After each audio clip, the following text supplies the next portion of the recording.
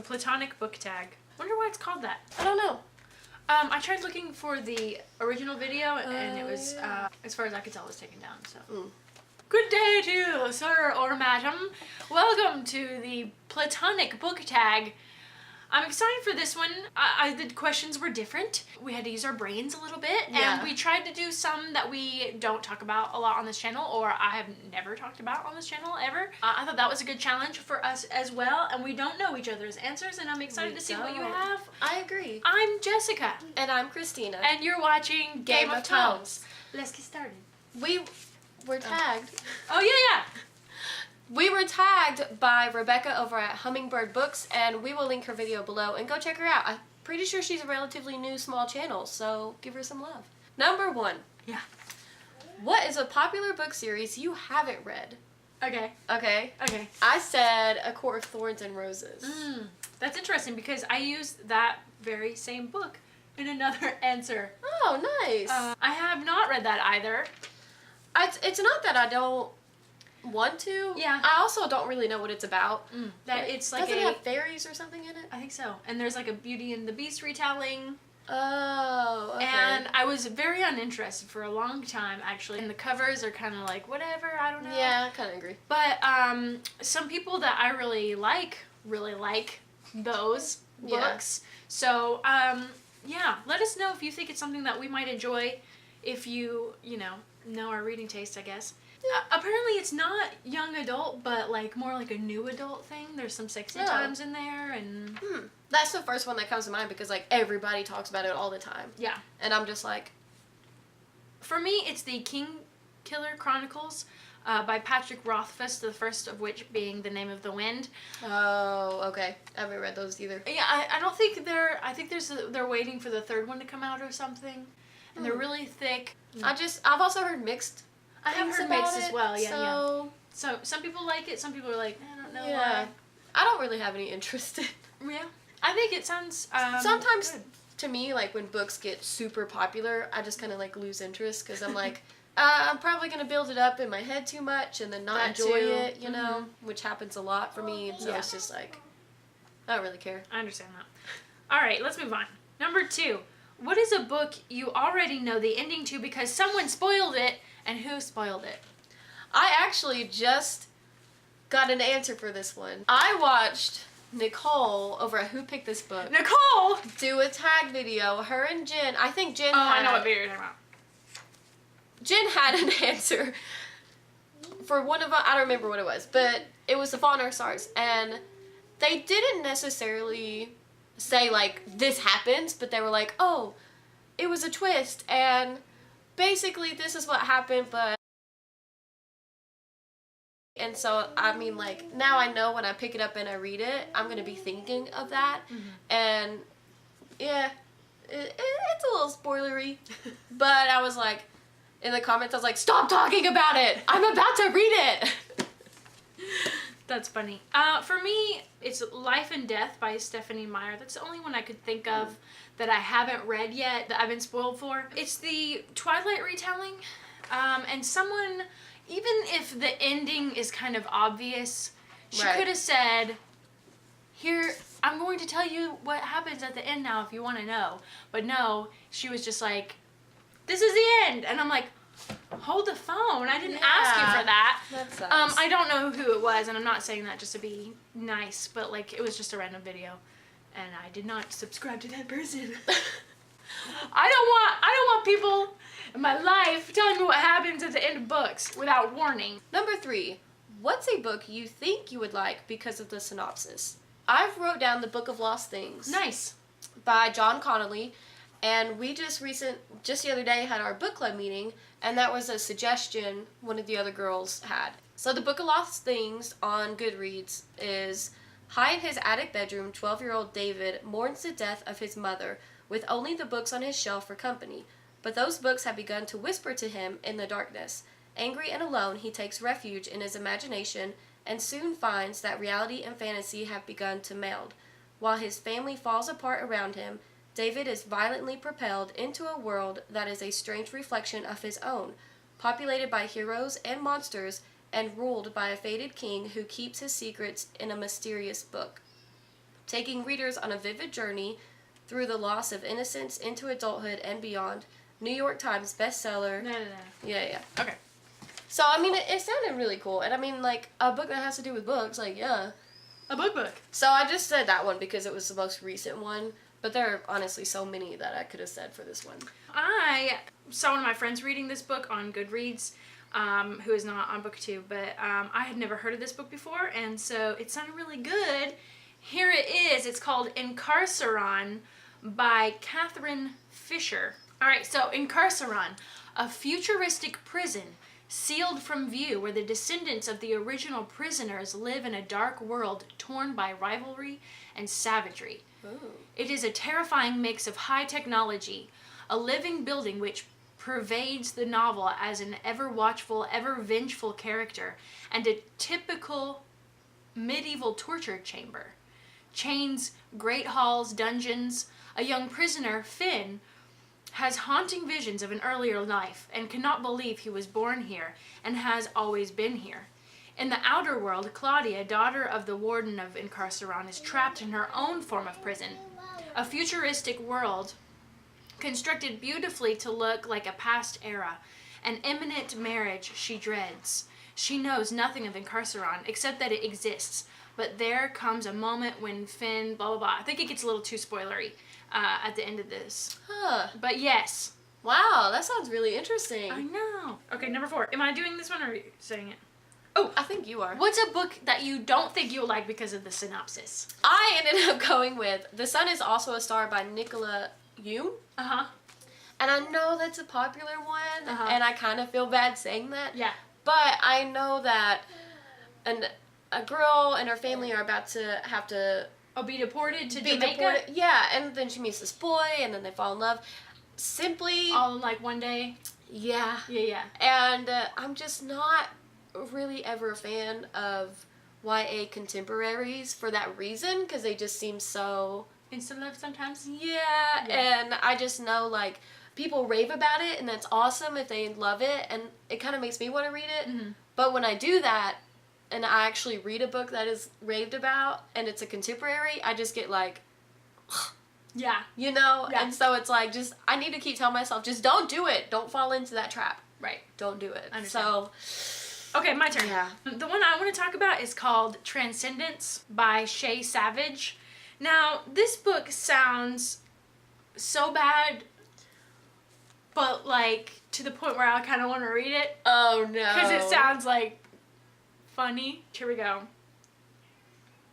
It is said that women and men are from 2 different planets when it comes to communication, but how can they overcome the obstacles of prehistoric times when one of them simply does not have the ability to comprehend language? Ed's a caveman living on his own in a harsh wilderness. He is strong and intelligent but completely alone. When he finds a beautiful young woman in his pit trap, it's obvious to him that she is meant to be his mate. He doesn't know where she came from. She's wearing some pretty odd clothing, and she makes a lot of noises with her mouth that give him a headache. Still, oh my gosh. he's determined to fulfill his purpose in life, provide for her, protect her, and put a baby in her. Elizabeth doesn't know where she is or exactly how she got there. She's confused and distressed by her predicament, and there's a caveman hauling her back to his cave home. She is not at all interested in Ed's primitive advances, and she just can't seem to get him to listen, no matter how much she tries. Getting her point across to this primitive but beautiful man is a constant and often hilarious struggle. With only each other for company, they must rely on one another to fight the dangers of the wild and prepare for the winter months. As they struggle to coexist, there has become a love story that transcends language and time. Oh my gosh. It's a comedy, right? Like, it has to be. I don't know. But I kind of want to read it. How many stars does it have on Goodreads? Let's see, hold on. 4 stars. It's got 4 stars. It sounds crazy, right? It sounds ridiculous. No caveman is that closely shaved. You win. That one is ridiculous. Thank you. Number 5. Name a book you were going to read until someone convinced you not to. I kind of half lied on this one because Me too. I started this book. Oh. But I DNF'd it very early on. Okay. Because you convinced me. I did? I convinced you not to read something? American Psycho. By Bret Easton Ellis. Yeah. And that was simply because it was our book club book. We had it on audio. And you were telling me, you didn't tell me like not to finish it, but you were telling me like how very gruesome and detailed it gets. And so, yeah, you convinced me to like, nope, not even gonna attempt it. Just, I didn't even hardly get to any gruesome thing at all. Yeah. And I kept hearing like where you were at. And so I was like, nope. I think there was 2 other people in our book club that didn't even pick it up at all because they were like, nope. Yeah. That was, I think that's the most unfinished, It was. not picked up book ever. I think maybe one person finished it. We watched a movie. But We did. The movie was dumb, I thought. I thought it was dumb too. We, in our book club the other day, had some friends talk about how they are not / did not enjoy American Gods by Neil Gaiman. Oh, yeah. I still want to read it. They haven't convinced me not to read it, but they've Yeah. convinced me to, like, lower my expectations. Yeah. That's the first negative thing I've ever heard about it. But I haven't actively Me been, too. like, looking for Yeah. reviews or anything like that. Right. Number 6, name a book you want to read solely because of the cover. I'm kind of lying about this one because I don't actually have a book. Me too. I'm also lying. You know, like, I have a book that I love the cover so much. Yeah. But the story also sounds good. Yeah. So, I actually picked 6 of Crows for this one. I love the wings. Mm-hmm. And it took me, I don't know how long it took me, you guys, to realize in between the feathers, there's castles. I can't tell you how long I've had this, and it took me forever to notice. And I just love the black end pages. black end pages, and Yeah. Crooked Kingdom has red. And it's just, yeah, it's a beautiful... I love when books have colorful. Me too. pages. So what book do you want to read because of the cover? It's called Tulip Fever by Deborah Magok, which I don't even know if that's how you pronounce it. Magok. It takes place in like 1600s Amsterdam. Oh, that's really pretty. It speaks to me. So apparently this woman is married to this really wealthy guy, and it's called Tulip Fever because everyone is like, there's like a tulip craze going on right now. Everyone like is a must-have flower. I don't know. Huh. But she doesn't really love her husband. He commissions to have their likeness painted to be kept forever, and then she starts to fall in love with the painter. Huh. That's cool. Yeah. Number 7. Name a book you don't want to read because of the cover. I cheated on this one. Yeah. And said Daughter of Smoke and Bone by Laini Taylor, because we just read that book. Yeah. But I wasn't gonna read that book because I did not like the cover, which is really one of the only reasons no, there are other reasons. I didn't like the cover, I didn't want to read it, but then I read it and it was actually really awesome. Awesome. The cover still doesn't make sense. It annoys me. I think it's pretty though. No, I don't like it. I like it. What don't you like? Said Heidi over at the Book Brood Yeah. was reading a series that was recommended to her, I'm pretty sure by Julie over at Pages and Pen. Uh-huh. And that was Hard as It Gets by Laura Kay. And I'm pretty sure it's like... Sexy Times? Yeah, but the cover is just like... This applies to pretty much any romance cover. Yeah. I'm just completely disinterested in because it's just like, here's a hot guy body and a woman with digging her nails into his back. And like this one, he's like inked up and stuff. It's part of a series that she's reading. I don't care what other people like to read, but I just never pictured Heidi reading anything like that. So when she first started like, I'm reading this, and I was like, what? But I mean, I'm glad that she likes it, you know? And it's just, I don't know. Covers like that are just so cliche. All right, number 8. Name a character you've fallen in love with even though you haven't read the book. This was really hard. I went with Connor from A Monster Calls because I know he's a little boy dealing with a very ill mother, and so I could tell you, and I know like it's a super sad book, so I can tell you already that like I'm just gonna love him. I want to protect him. Yeah. As a sweet innocent little boy.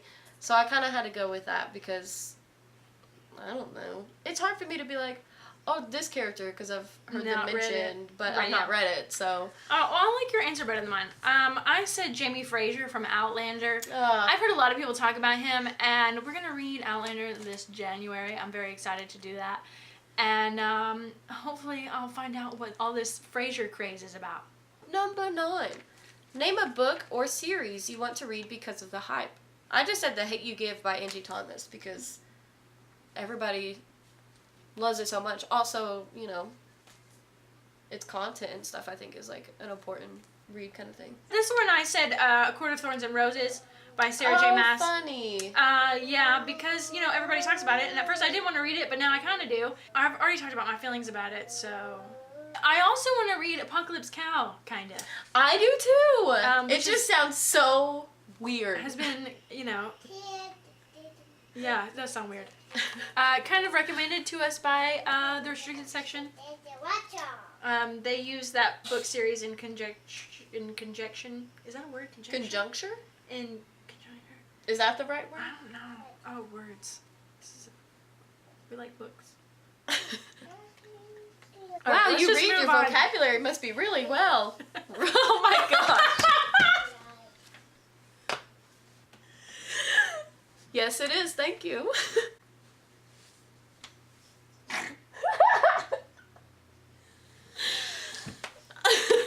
Oh, I think, did I move this? Oh. Our vocabulary is very well.